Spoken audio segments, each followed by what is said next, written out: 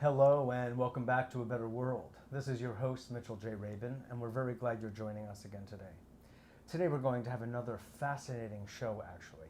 We have the deep pleasure and honor of having with us Bearhart, a Native American elder who is the author of this quite exceptional book, The Wind is My Mother. He will be speaking with us about his life, his wisdom, and the kind of life he's been leading, which is so incredibly distinct in so many ways from the life that we Americans live. Bearhart is part of a tradition that we very much know so little about. In fact, being the elder that he is, having received what he's received from his elders, makes him one of very few individuals these days who walk the talk, who know the path of the Native American way. Muskogee, in particular, is his nation, and Creek is the tribe. From the area that we refer to as Oklahoma, they have lived a life, his people, that, well, in today's commercial life, modern society, it's become so scarce. It's with a knowledge of the earth, of the sky, of humanity, that has virtually disappeared. So for us, it is so important to, on A Better World, to capture and speak with gentlemen such as he, and to bring forth this wisdom to all of us we so desperately need at this time, perhaps more than at any. In fact, what brings Bearhart to New York is what has happened at Ground Zero and many of the problems that have attended that in and among our people. And being the elder wise one that he is, he has come to share his heart, share his mind, and by the way, his humor with a lot of us here in New York to help our lives become more settled, more grounded, and actually more evolved, seeing this as an opportunity. So, without any further ado, I would like to introduce you all to Bearhart so you can enjoy the richness of this beautiful soul. Bearhart, thank you so much for being on the show. Thank you. Absolutely, absolutely. All right. So, how do we begin? Should we begin with your conversations with Milton Berle, or should we begin on a more serious note? I usually say that when I first went to school, it was so long ago that they didn't even have history. But this Milton Berle. they call him Uncle Milty. Anyway, he happened to be at a wedding. He was the godfather of the groom, who was a French consulate with his office there in Santa Fe, New Mexico. And I assisted in the wedding ceremony. And then the reception at the big house, that was Milton Berle's realm. They had the microphone and everything, people there, and I was sitting on the front row, and he said, "Hey, Chief, come here. I went up there, and he said, "I want you to tell us something." Well, I can't tell anybody anything, except maybe we used to call this country by a different name before the white man came. I said, "Oh, what was that?" So we used to call it ours. And then the people were laughing. I went back to sit down. "Hey, come back. I want your material. You know, what do you do? I hear you do this and that and all this. What all do you do?" And I said, "Well, for one thing, counseling." "Like what?" "Well, a couple came to me and asked what I thought about sex over 65. And I said, "That's dangerous. It's too fast. Slow down. Pull off side of the road. All gone. Get out of here." Get back, go back to your wigwam. But he still uses my jokes. Right to this day, right? I hope he gives you credit for it because you deserve it. So, when you were raised, Berhard, were you raised in a traditional context, or was it some kind of combination? Combination mostly, but I didn't speak English till I went to my first grade in school, and then my father was the traditional part. Oh, of your parents. Yes, and then Your my mother, she knew the tradition, but she had been converted to Christianity, and so I had to attend her church with her. But were they both Muskogee?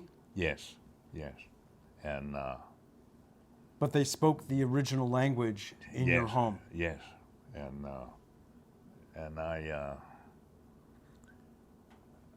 I started when I went into second grade, third, fourth, and so on. And when I finished 8th grade, we have a written language, and some Presbyterian minister had developed the language for us. And also, the Old Testament is in our language, and not all the books, but Genesis and Psalms was included, the New Testament and that. In our tradition way, we knew about a supreme being long before the Bible or churches or missionaries, and that's as far as we went. We didn't know about God's Son, and then in fact, we got along by sending the elders would go up on the mountain and they would meditate, and they found the uses of leaves, herbs, and different plants for various illnesses.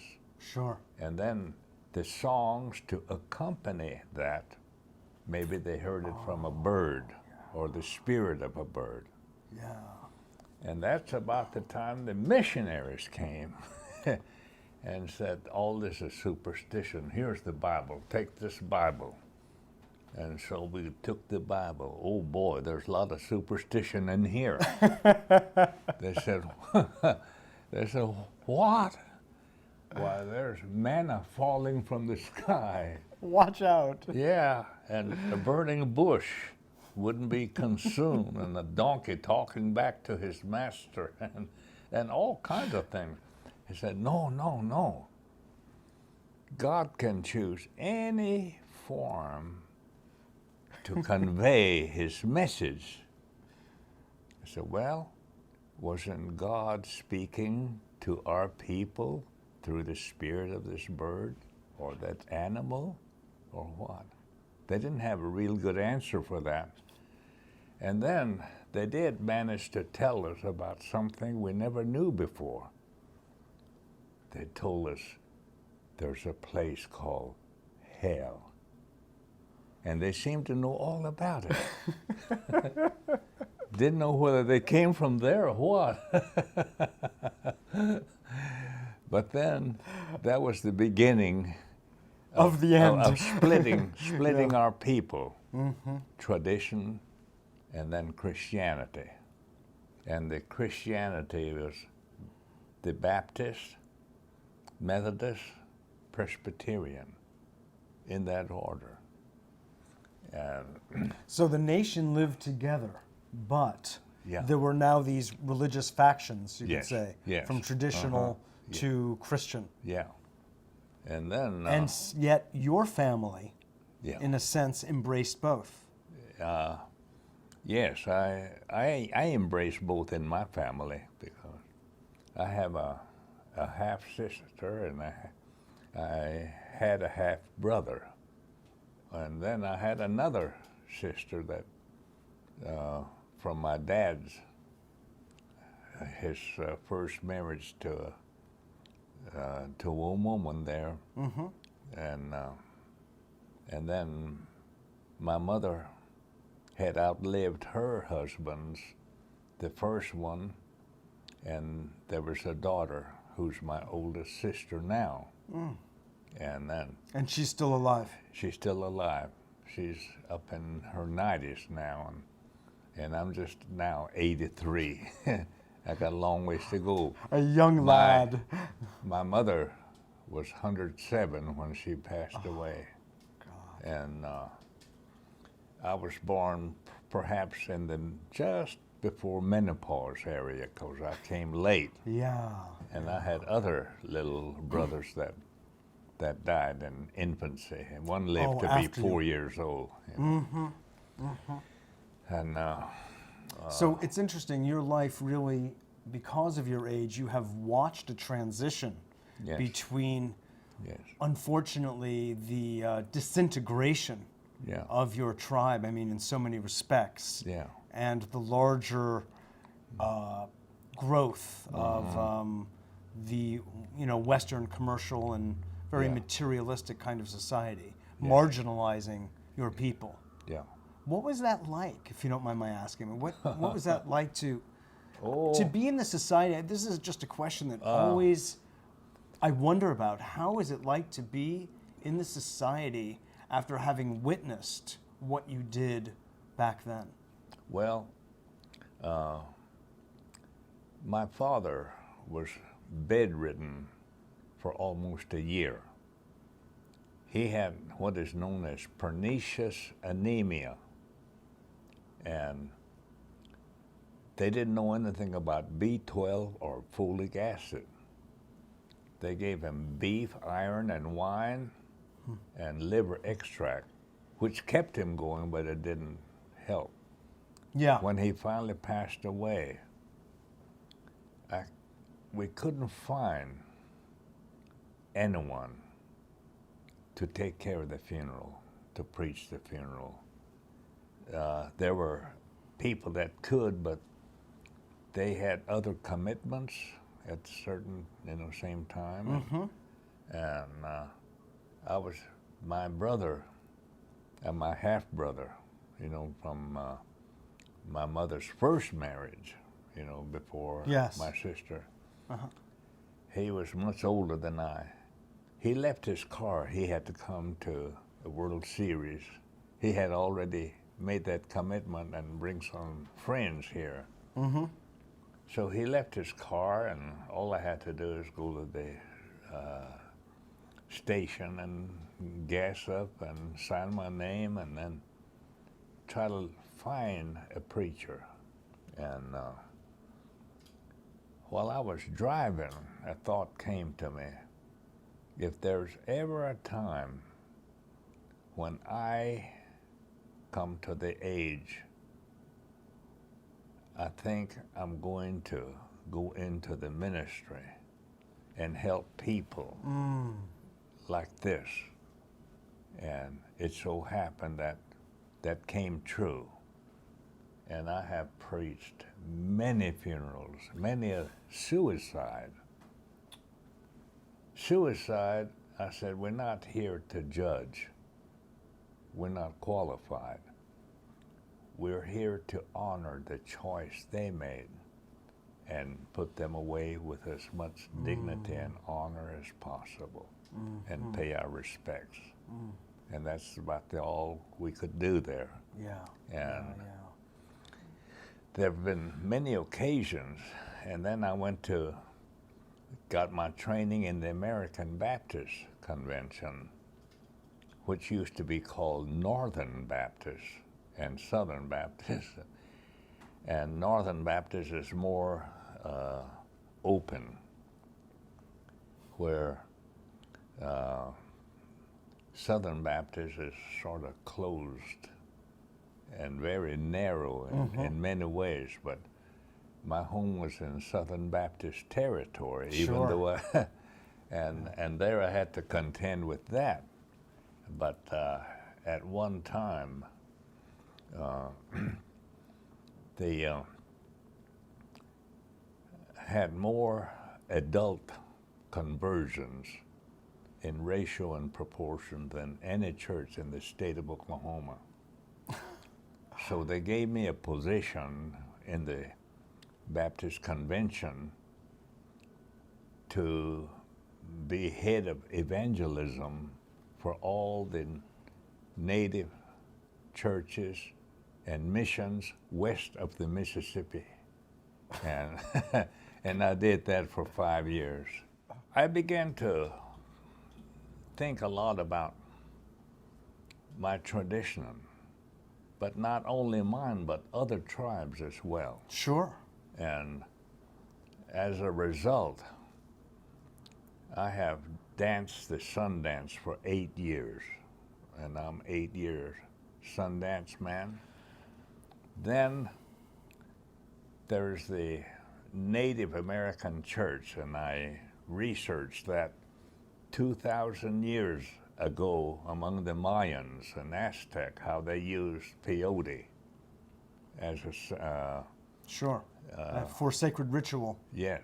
And then the many tribes of Mexican Indians in Mexico, and then how it came to United States, and they were using it without any form.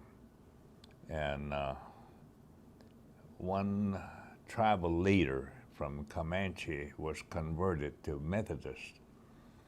So he took his Bible, his paraphernalia, and some peyote, and fasted several days, and prayed, sang, and everything. And when he come back, we're going to follow. I am now a Methodist, but I love my Indian ways. Sure. So I want to bring this kind of faith inside of the teepee. And so in an altar that we make inside out of dirt was in the form of a hoof print. And that's, he read in the Bible where Christ had ridden a donkey into Jerusalem.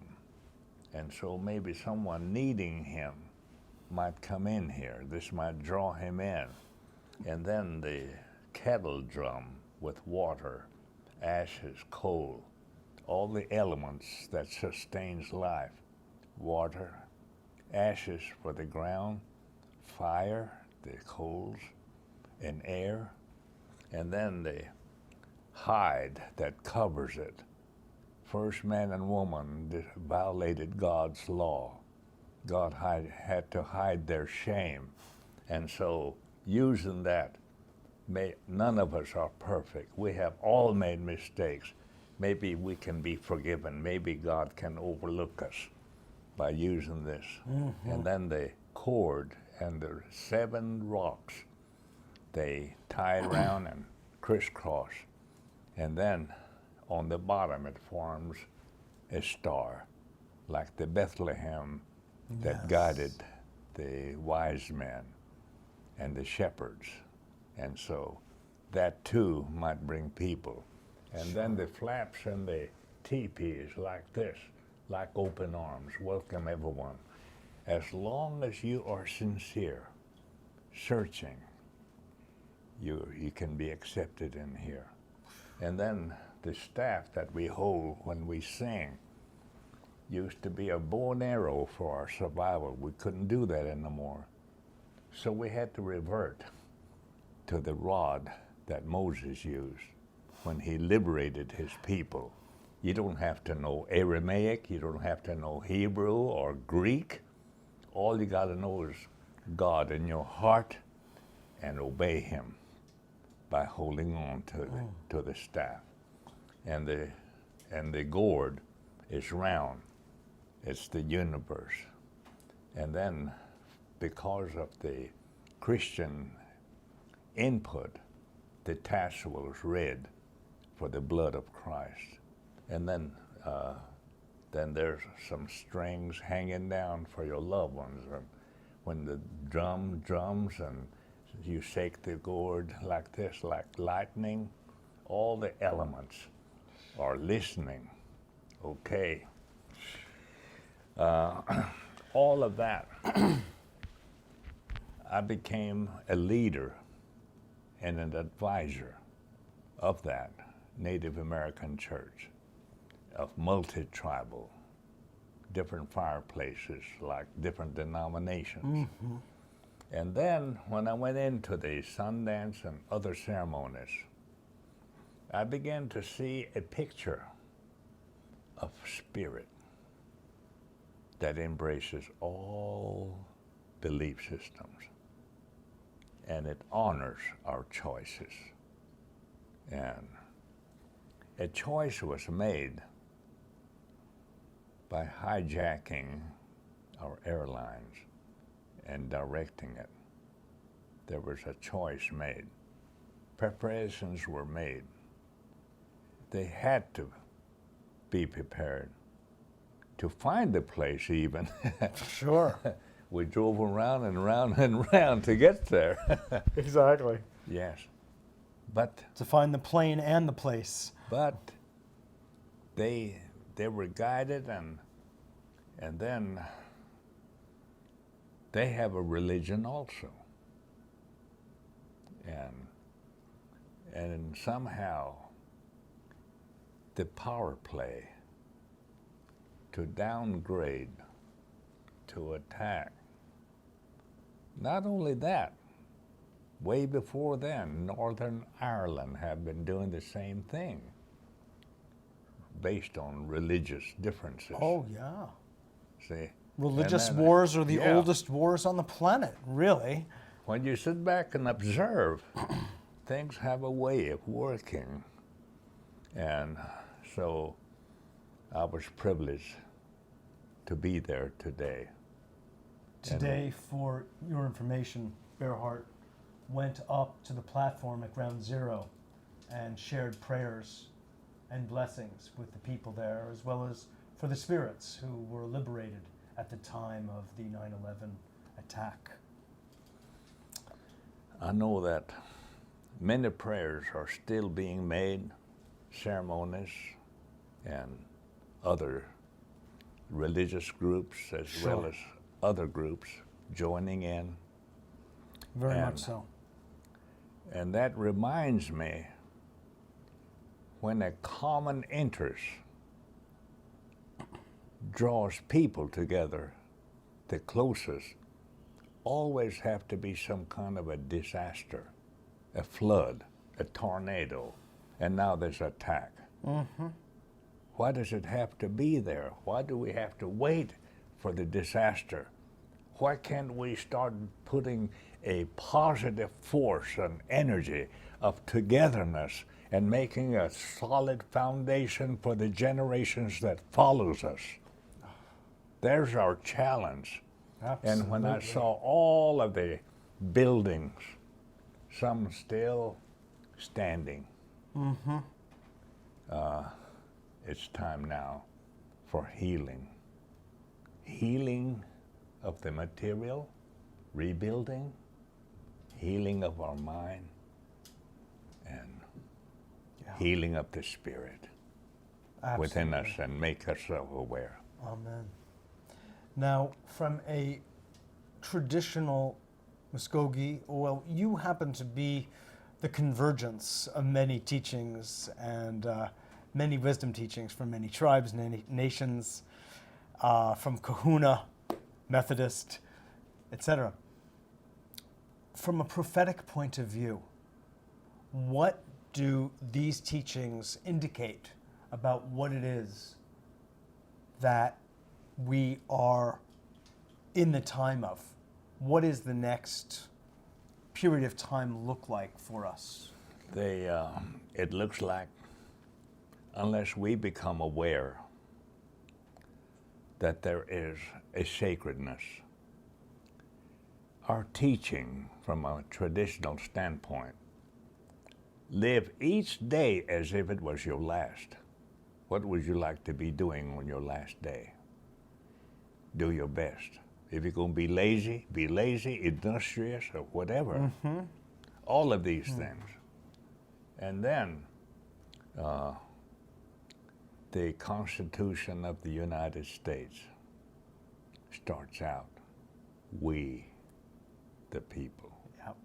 We the people. When disaster strikes, we don't stop and say, hey, wait a minute, what's your faith? Yeah. What cultural background do you represent?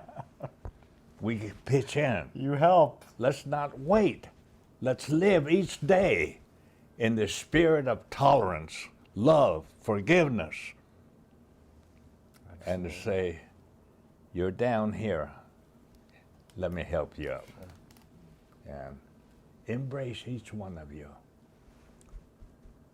When my people were moved by force from Georgia and Alabama and landed in Indian Territory,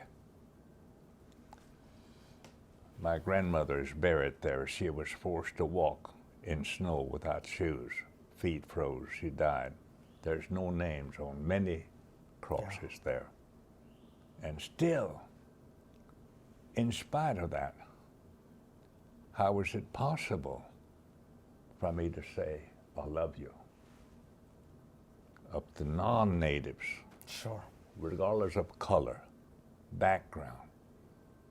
That's what I want to live as an example. Exactly. It can be done. We can live together. We can succeed. And we you can are- live.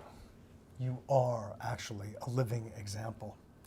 Berhard, I need to ask you if you would be a guest on the show yet again, because we have run out of time on the story. All right. But the story has not yet been fully told. Yeah. Would you be a guest as well again? Oh, yes. Okay. I want to thank you Okay. so much. All right. From the depth of my heart, thank you. Okay. Been wonderful. Great. Shalom. Shalom. This is Mitchell J. Rabin for A Better World. I hope you enjoyed that and benefited from it as well and richly as I did. Please stay tuned and you will see Berhard again with us. So I look forward to seeing you all next week.